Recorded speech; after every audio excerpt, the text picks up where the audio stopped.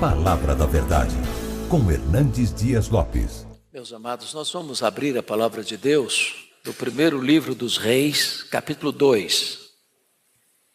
Primeiro livro dos Reis, capítulo 2.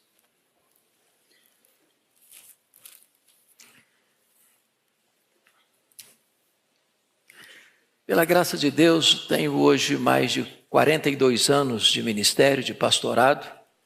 Completarei 43 no dia 17 de janeiro do próximo ano. E estava observando que eu nunca tinha pregado um sermão sobre Salomão, sobre a vida de Salomão. E hoje eu gostaria de trazer algumas ideias, alguns conceitos, à luz das Escrituras, sobre a vida de Salomão. Então nós vamos ler esse texto, 1 Reis, capítulo 2, versos de 1 a 4. Está escrito assim: aproximando-se os dias da morte de Davi, deu ele ordens a Salomão, seu filho, dizendo: eu vou pelo caminho de todos os mortais. Coragem, pois, e sê homem. Guarda os preceitos do Senhor teu Deus, para andares nos seus caminhos, para guardares os seus estatutos e os seus mandamentos, e os seus juízos e os seus testemunhos, como está escrito na lei de Moisés, para que prosperes em tudo quanto fizeres e por onde quer que fores. Para que o Senhor confirme a palavra que falou de mim, dizendo: se teus filhos guardarem o seu caminho, para andarem perante a minha face fielmente, de todo o seu coração e de toda a sua alma, nunca te faltará sucessor ao trono de Israel. Eu não vou propriamente expor esse texto, eu vou tratar da vida de Salomão ao longo daquilo que a Bíblia menciona sobre ele. E quero falar hoje sobre Salomão, a glória desvanecente do homem mais sábio e mais rico do mundo. A glória desvanecente do homem mais sábio e mais rico do mundo. É curioso como Salomão é aplaudido no mundo inteiro como símbolo da sabedoria e da riqueza. Ele é o herói de tantos empresários, ele é o herói de tantos políticos. Seu nome é sempre evocado nas grandes campanhas políticas do Brasil e do mundo. Ele foi filho do grande rei Davi, que era rei, e foi pai de Roboão, que também era rei. Então ele é filho de rei, ele é pai de rei, e ele também é rei. Na verdade, Salomão chegou no topo do mundo, como o rei mais sábio e o rei mais rico de todos os tempos. Entretanto, Salomão teve uma glória desvanecente. Quando você vai pensar numa biografia, ou escrever uma biografia, ou ler uma biografia, via de regra, da pobreza à riqueza, do fracasso ao sucesso, da bancarrota ao topo do mundo da vida econômica, do anonimato ao estrelato. É assim que a gente lê biografia. Dificilmente você vai ler uma biografia da glória ao fracasso, do pico ao chão, da sabedoria à insensatez, da fidelidade a Deus à apostasia. É muito raro você ver uma biografia com esse perfil. Mas esse é exatamente o retrato de Salomão. A despeito de tantos privilégios, Salomão tornou-se um rei que se serviu do povo, em vez de servir ao povo. Um rei que viveu no luxo extremo, mas quem pagou a conta com pesados impostos foram os seus súditos. Um rei que deixou de amar ao Senhor para amar as muitas mulheres que corromperam o seu coração. O rei que deixou de adorar a Deus e liderar o povo na adoração a Deus para se prostrar diante de deuses pagãos. Uma glória desvanecente. Porém, eu quero tratar de dois aspectos principais. Primeiro, os privilégios singulares de Salomão. Vamos ver quais foram os privilégios desse rei. Primeiro, ele foi amado incondicionalmente por Deus. 1 Samuel 12, 24, é curioso o que está escrito aí. 12, 24, está escrito assim: então Davi veio a Batseba, consolou-a, e se deitou com ela. Teve ela um filho, a quem Davi deu o nome de Salomão, e o Senhor o amou. Vamos ver, entender o contexto? Batseba era mulher de Urias, soldado de Davi. Davi adulterou com essa mulher, ela engravidou. Só que o marido dessa mulher não estava em casa, estava no campo de guerra. E a gravidez seria notória para todo mundo. E seria um problema porque o marido não está em casa. Então Davi tenta trazer o marido da guerra, consegue trazê-lo, tenta induzi-lo a ir para casa para deitar-se com sua mulher, para que ele se livrasse da responsabilidade. Este homem não quis ir. Davi toma a decisão de matar o marido de Batseba, de uma maneira crudelíssima. Depois que matou o marido dela, Davi casa-se com a viúva, exatamente para acobertar o seu pecado. Esse primeiro filho do adultério, Deus o feriu e o menino morreu. Agora Davi tenta consolar a Batseba, ela engravida de novo, dá à luz a Salomão. E diz o texto que Deus o amou. Talvez nós, com a nossa justiça própria e sem o viés da graça, pudesse ser um filho de Batseba e Davi jamais poderia ser um homem honrado por Deus. Um filho de uma relação tão adulterina, tão complicada, tão perigosa, jamais poderia ser o sucessor de Davi no trono. Mas Deus o amou. Amou incondicionalmente, como ama você e a mim incondicionalmente. Segundo, ele foi chamado de Gedidias pelo profeta Natã. Capítulo 12, verso 25 de 2 Samuel, está escrito assim, 12, 25, está escrito assim: Davi entregou Salomão nas mãos do profeta Natã, e este o chamou de Gedidias, por amor do Senhor. Dá-me a impressão que quando Salomão nasceu, Deus o entregou nas mãos do profeta para ele discipulá-lo, para ele ensinar a ele a palavra de Deus. E colocou nele um outro nome. Salomão significa pacífico, mas Gedidias significa o amado do Senhor. Então esse homem foi amado por Deus. Esse homem recebeu um nome que significa o amado de Deus. Esse homem recebe o nome Salomão, um homem pacífico. Que privilégio o nome dele carregar um legado tão precioso. Terceiro, ele foi escolhido por Davi, seu pai, como seu sucessor. Quando Davi tinha muitos outros filhos, inclusive mais velhos do que ele, que pela lógica e pela tradição seriam herdeiros legítimos do trono.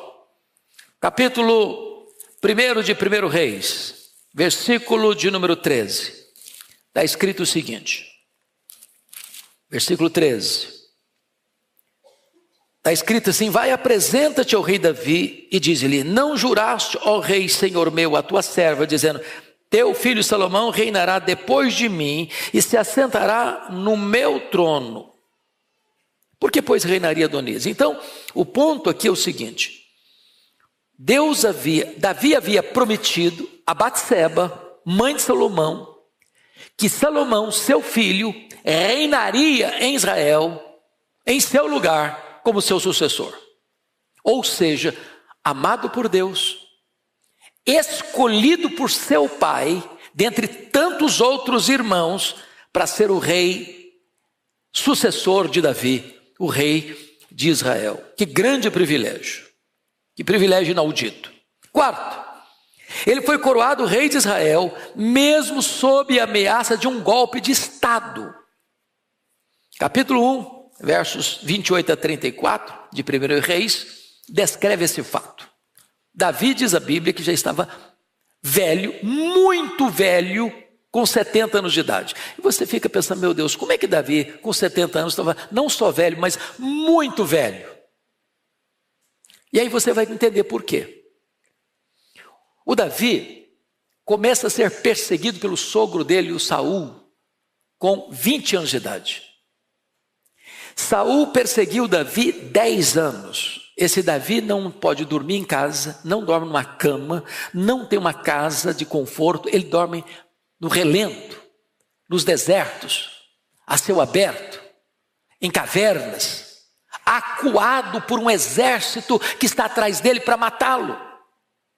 Ele não tem paz, ele não tem sossego, ele não tem segurança.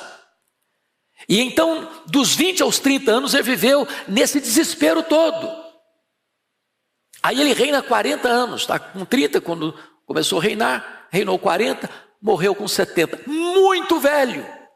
E doente, ele tinha uma hipotermia que nada resolvia, não tinha cobertor que eu pudesse aquecê-lo. O que acontece? O filho dele, Adonias, que a essas alturas era o mais velho, uma vez que o Absalão já tinha morrido, o Aminon também,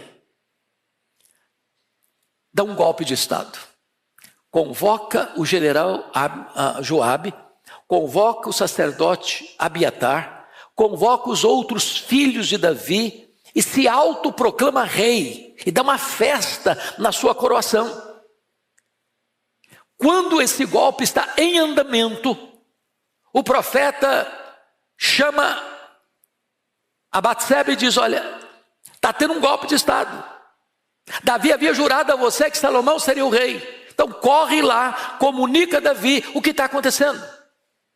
E Davi, mesmo deitado, doente, já muito velho, tem pulso moral para estancar a rebelião, para convocar as autoridades principais, o comandante substituto, o sacerdote substituto, o profeta, convoca esses homens para vocês ungirem Salomão, coroarem Salomão, proclamarem Salomão como rei, tragam Salomão na comitiva e fazem-no assentar no meu trono, e ele vai ser corregente comigo. E desta forma, a rebelião foi estancada e Salomão assume o reinado de Israel, junto com seu pai, até a morte de seu pai, e aí posteriori a morte de seu pai.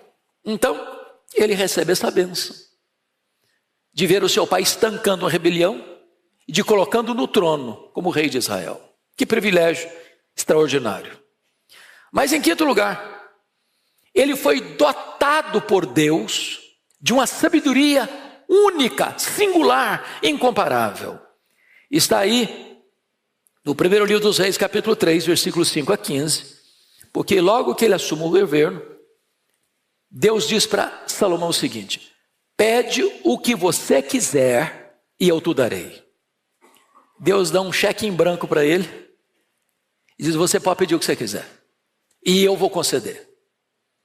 E diz a Bíblia que Salomão então chega diante de Deus, agradece o fato de ele ser rei no lugar de seu pai, uma vez que seu pai tinha sido o maior rei de Israel, e diz para Deus: Deus, eu não passo de uma criança, eu não sei governar esse povo, então o que eu peço ao Senhor é uma coisa só: que o Senhor me dê um coração de entendimento, um coração de sabedoria, para que eu possa julgar este povo, para que eu possa discernir entre o bem e o mal.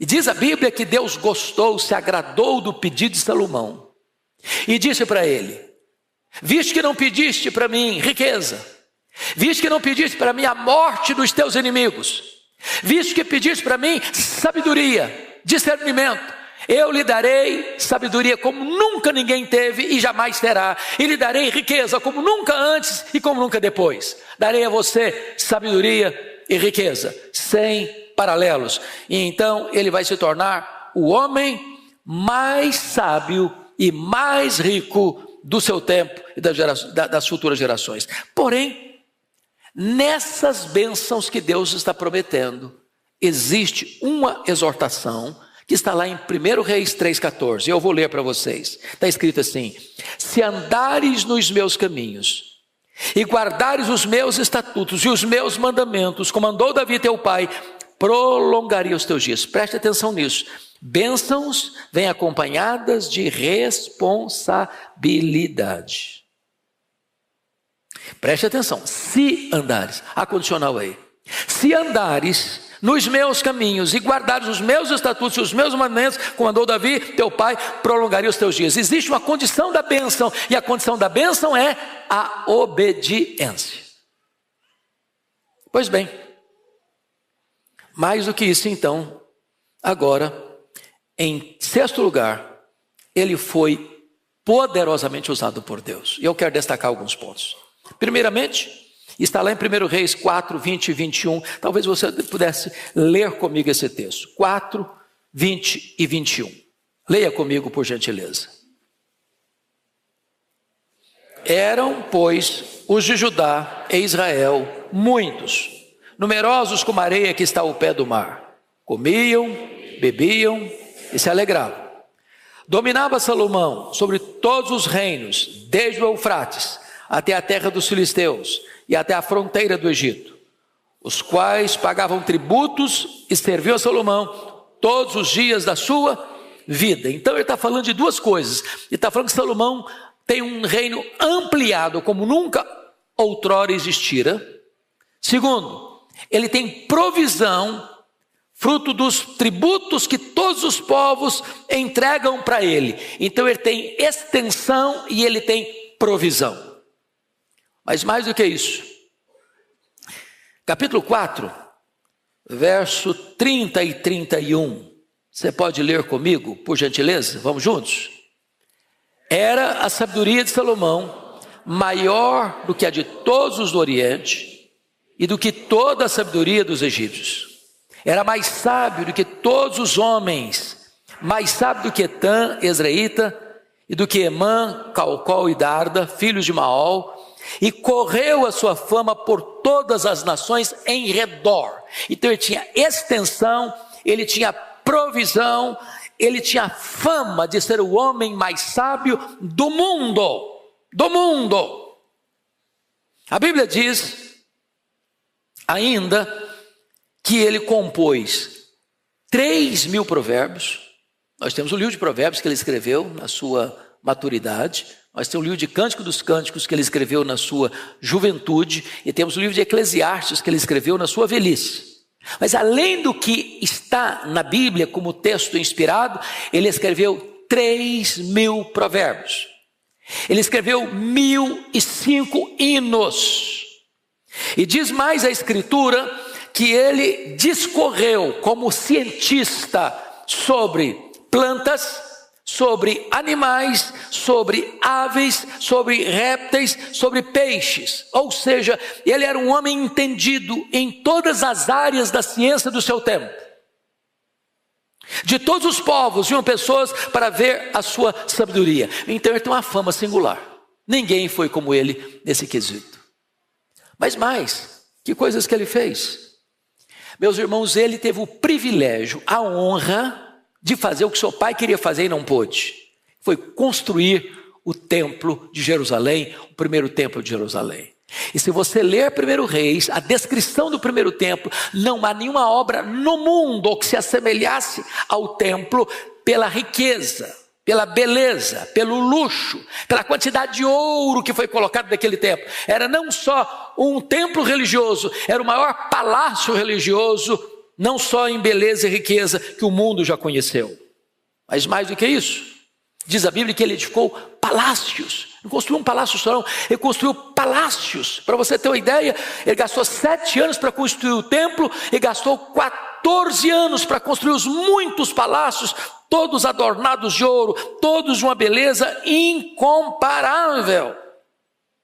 A ponto de uma das mulheres mais conhecidas da época, a rainha de Sabá, ir a Jerusalém, e conforme Reis 10, 1 Reis 10, versículo 7, você pode acompanhar comigo esse texto, e ela vai fazer a seguinte declaração. 1 Reis 10, versículo 7. Primeiramente vamos ler, talvez, a partir do verso 3, porque vai ficar mais claro. Vamos ler juntos? 10, 3, a partir daí. Salomão lhe deu resposta a todas as perguntas, e nada lhe houve profundo demais que não pudesse explicar. Vendo, pois, a rainha de Sabá toda a sabedoria de Salomão, e a casa que edificara, e a comida de sua mesa, e o lugar dos seus oficiais, e o serviço dos seus criados, e os trajes deles, e os seus copeiros, e o holocausto que oferecia na casa do Senhor, ficou fora de si, e disse ao rei: foi verdade a palavra que a teu respeito ouvi na minha terra, e a respeito da tua sabedoria. Eu, contudo, não cria naquelas palavras, até que vim e vi com os meus próprios olhos. Eis que não me contaram a metade, sobrepujas em sabedoria e prosperidade, a fama que eu vi. Então, este é o Salomão de uma sabedoria incomparável, atestada pelos povos, representada aqui na rainha de Sabá.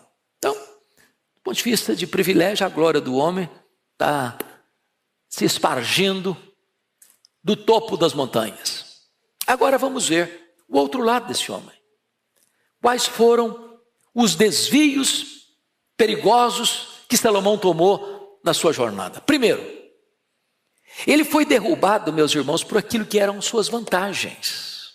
Por exemplo, ele excedeu a todos os reis em riqueza, em luxo, em exuberância. Porém, ele se perdeu no labirinto da riqueza e da fama. Para vocês terem uma ideia, ele viveu no luxo, mas muito luxo, Para você ter uma ideia, no capítulo 4 desse livro, vamos dar uma olhadinha só o que acontecia todo dia no palácio. Como é que era a mesa dele? Como é que eram os convidados dele? Quem participava todo dia dos banquetes no palácio dele? Dá uma olhadinha no capítulo 4 de 1 Reis, versículo de número 7. Tinha Salomão 12 intendentes sobre todo Israel, que forneciam mantimento ao rei e à sua casa. Cada um tinha de fornecer durante um mês do ano. Sabe o que significa isso? Ele dividiu o reino dele em 12 regiões. Cada região tinha que trabalhar um mês do ano só para suprir a mesa dele. A mesa real. Ou seja, tem aquele ditado que não tem almoço de graça? Se alguém está almoçando de graça, alguém está pagando o dobro. Não é verdade? Então, para que o rei tivesse tanto luxo, quem está pagando a conta? Tem um povo lá naquela região, trabalhando só para sustentar a mesa dele, em rodízio.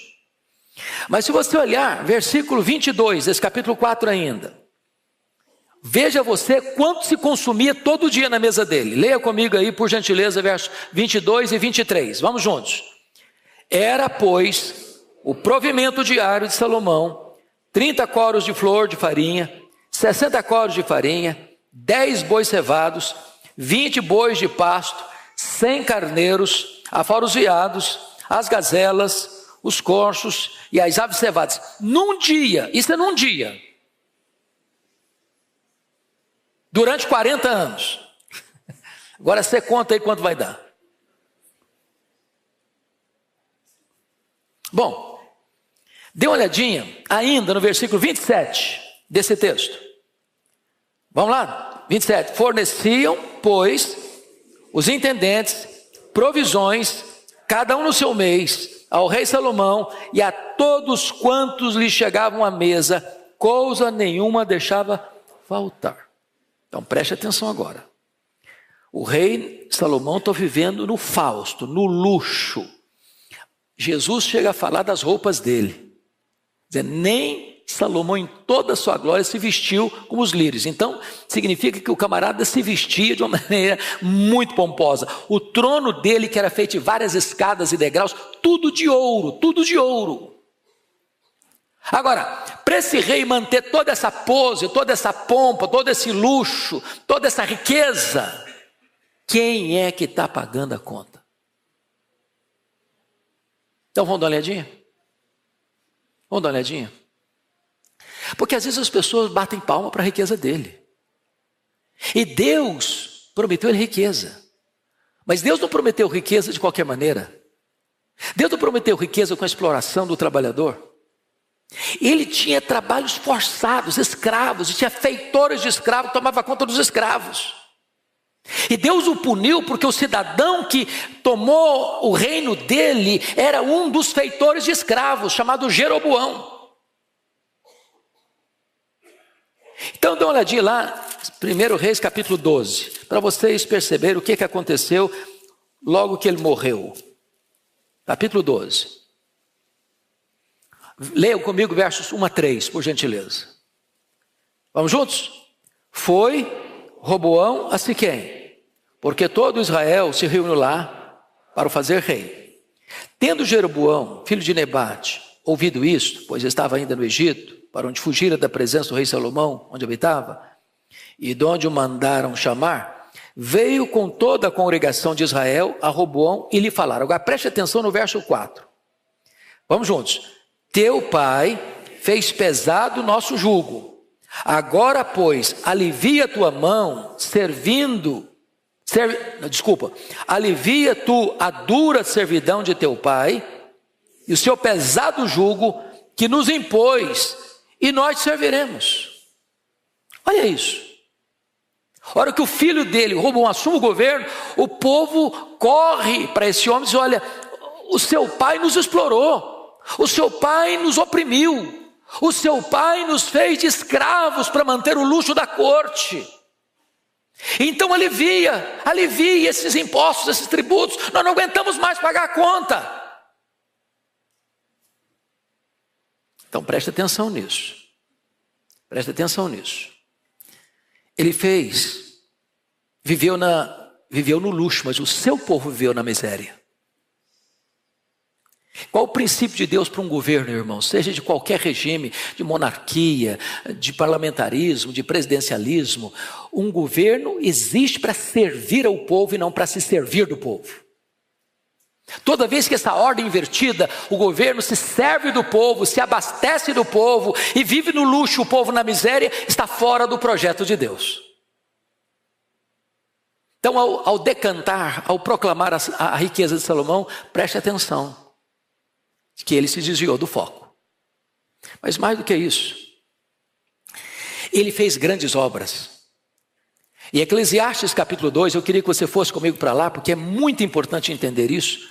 As grandes obras que ele fez no seu governo, para quem ele fez? Com que motivação ele fez? Então vá lá para Eclesiastes capítulo 2 comigo, por gentileza.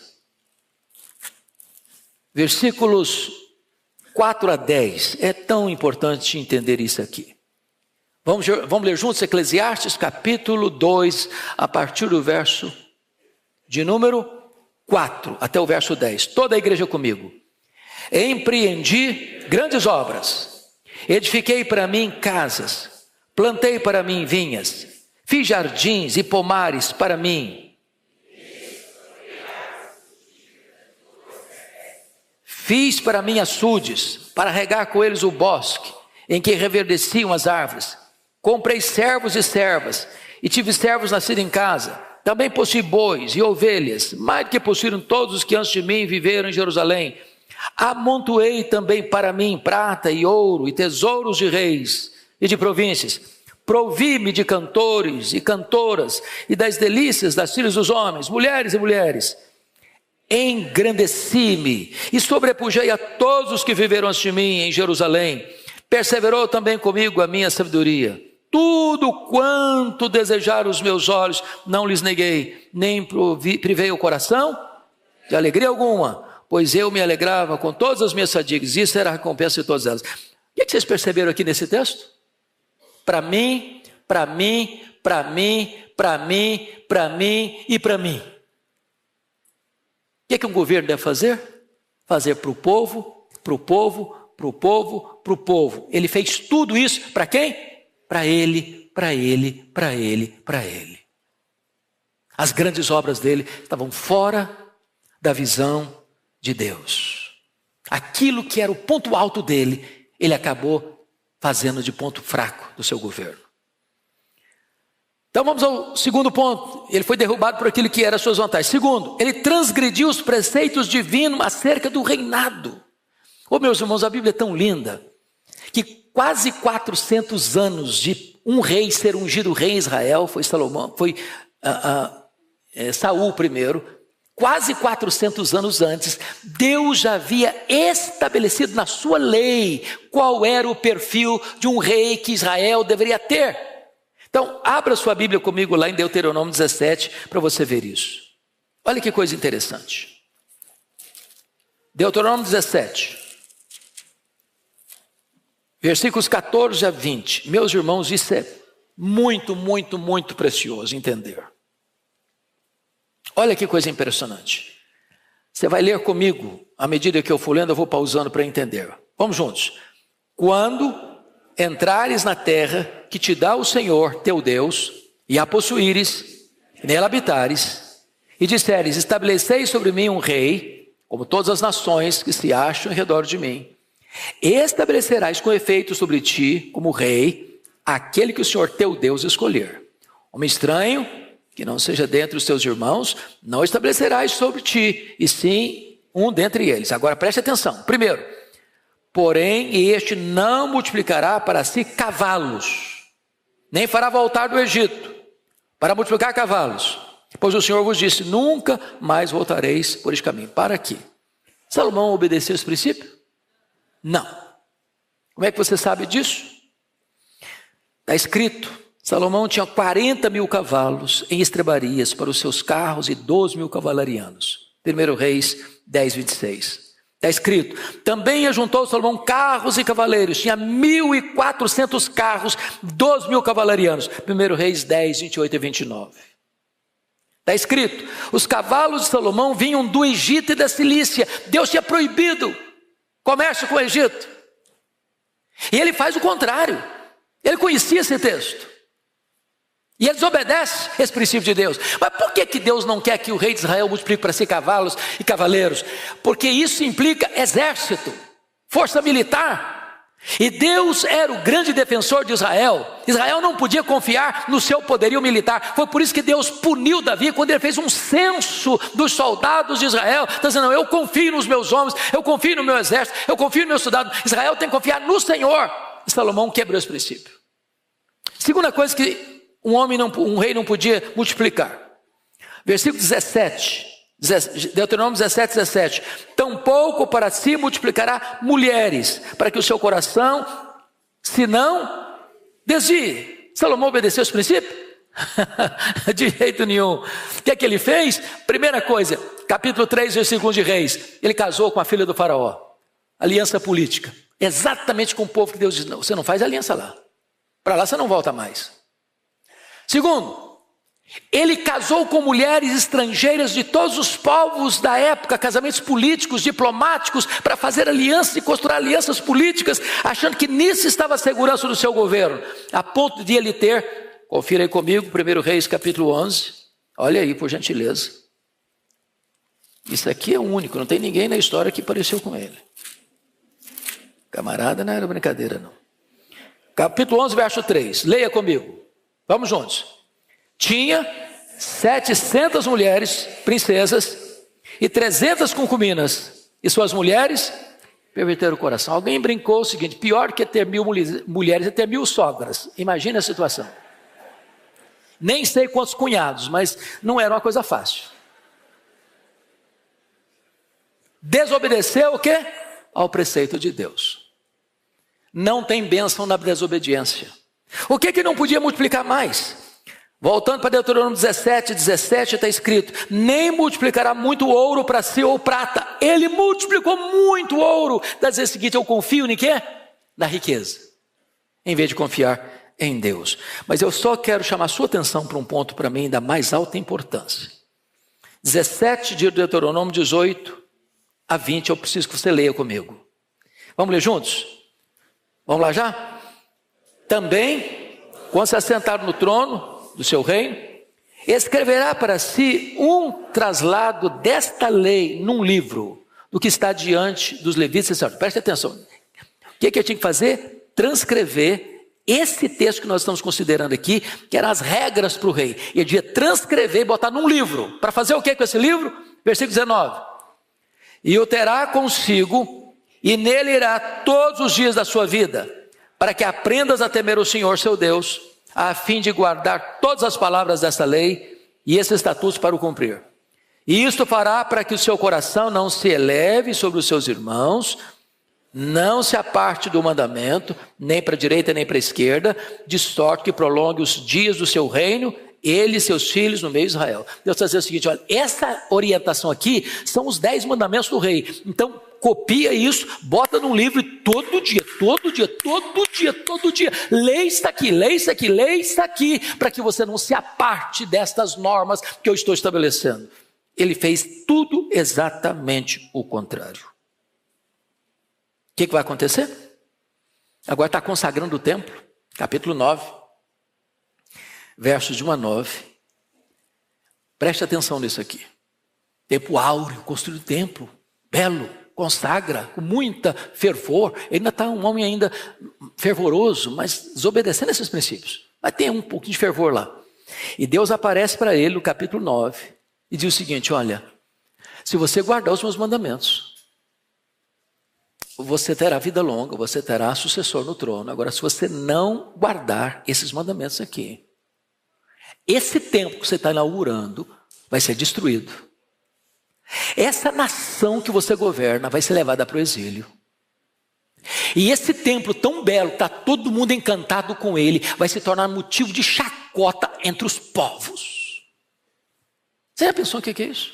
No culto de inauguração. No culto de inauguração.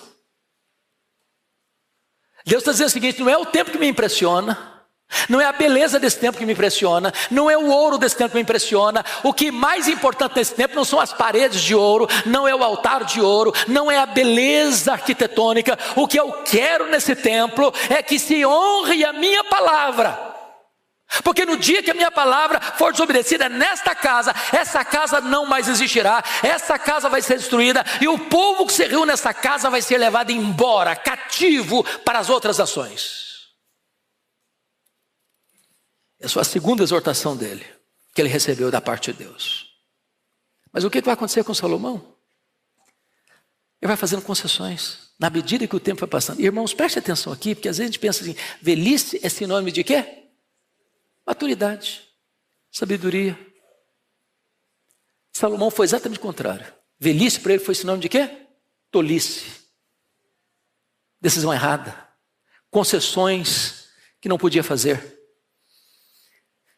Primeira coisa que ele fez, capítulo 11, versículo 4, está escrito o seguinte: eu preciso que você leia comigo, em voz bem alta e bonita. Vamos juntos.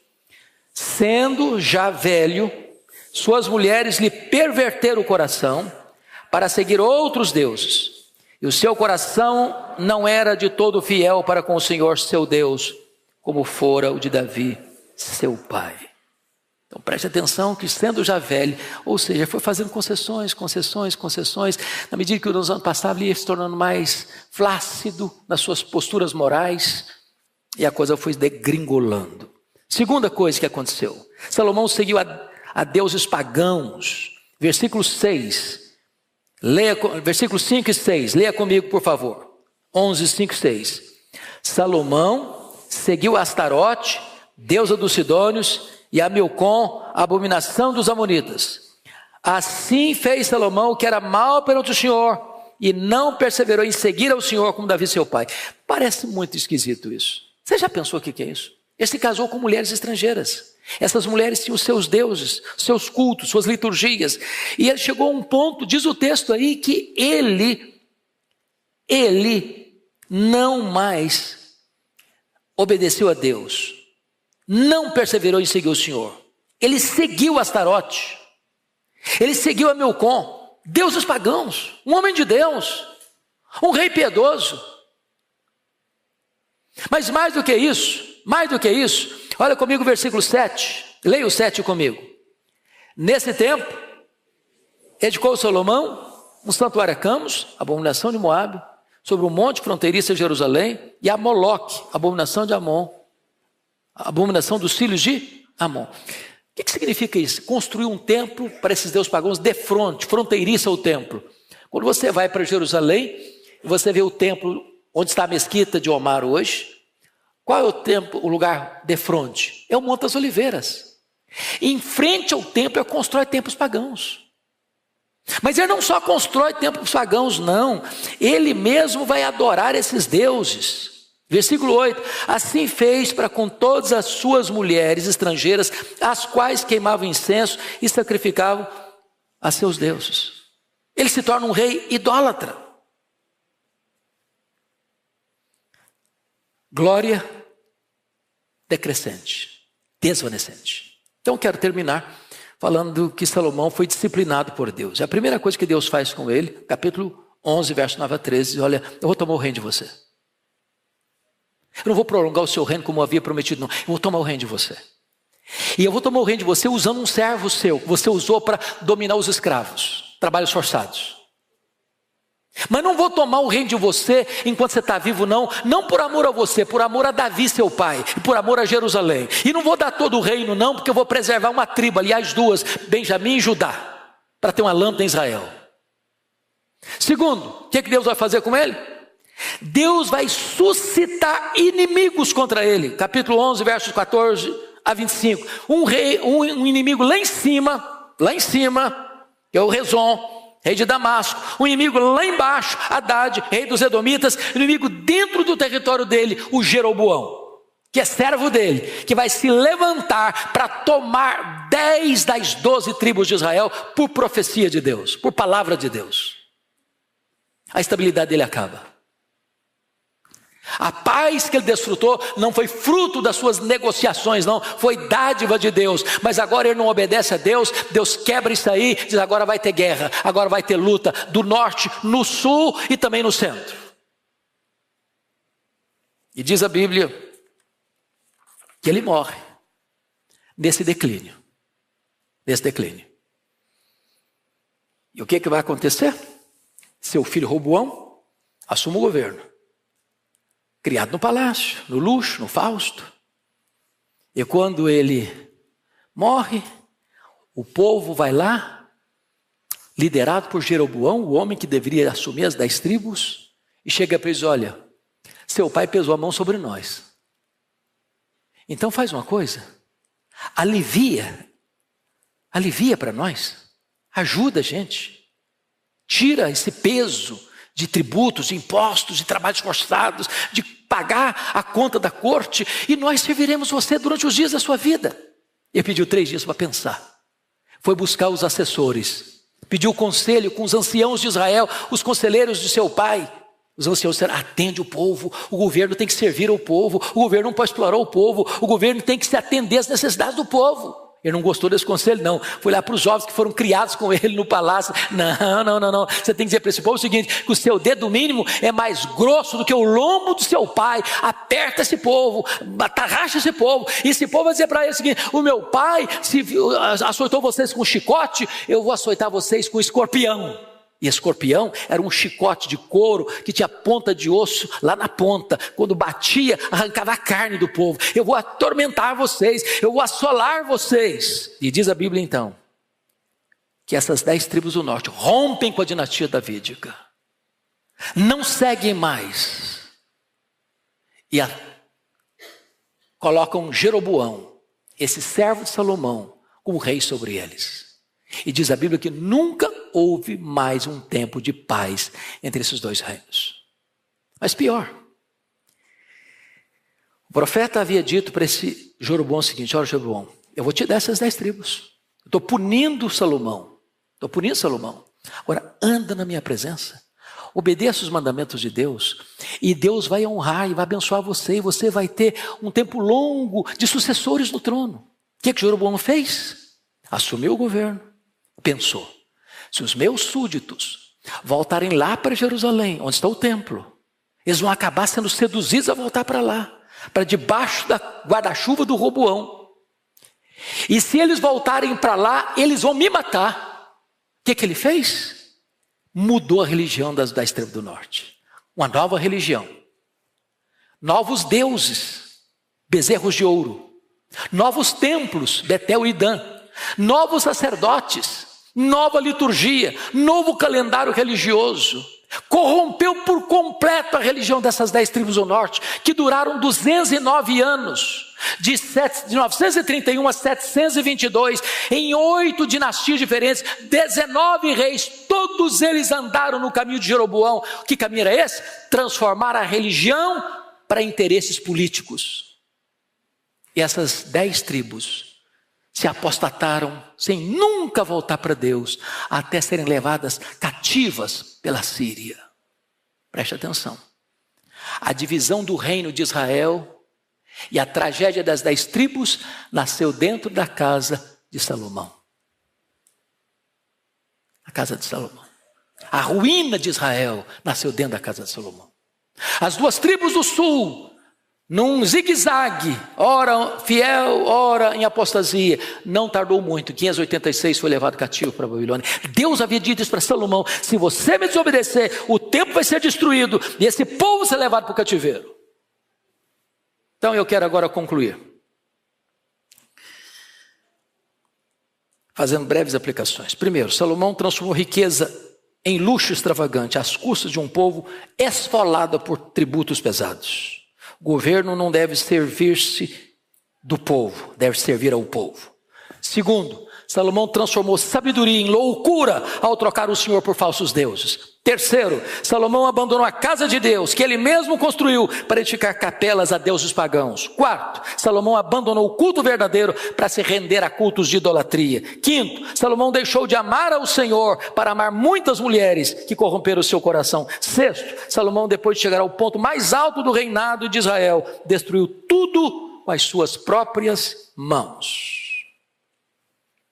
Então agora breves aplicações. Primeiro, terminar bem é mais importante do que começar bem. Segundo, as vitórias do passado não são garantias de vitória hoje. Terceiro, privilégios implicam em responsabilidade. Quarto, não basta ter bons propósitos, é preciso vigiar o coração todo dia.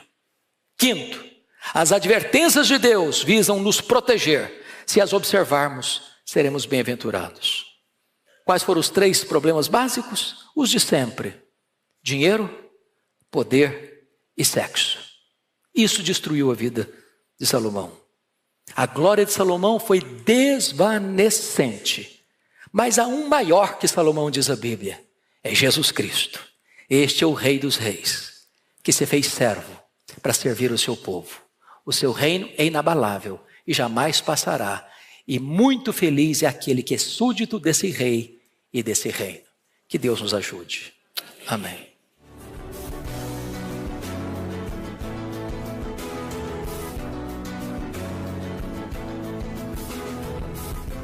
Palavra da Verdade, com Hernandes Dias Lopes.